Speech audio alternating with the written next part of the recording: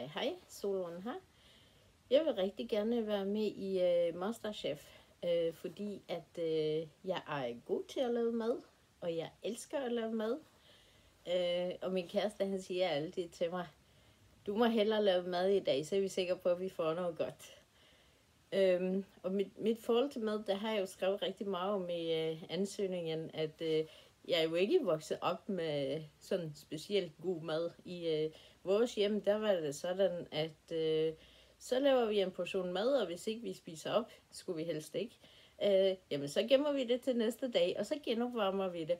Og måske også næste dag. Ja, sådan var det hos os. Og en anden ting, jeg har lært at tage med hjemmefra, som er en lidt mere god ting, det er jo også altid det der med, at selvom maden er lige gået ud på dato, så gemmer vi den lige lidt endnu. Så jeg køber tit prismærkede varer, og så er det jo bare med at så lige være kreativ og finde ud, hvad kan vi lave med det mad, vi har i dag. Og det er jo lidt ligesom sådan, det er i Masterchef. Og nu får I præsenteret nogle råvarer. Hvad kan I lave med det i dag? Og det er jo det, jeg står og gør hver dag, fordi så går jeg i Netto og ser, hvad er der prismærke i dag? Så jeg tror faktisk, jeg vil være rigtig god til det. Så choose me!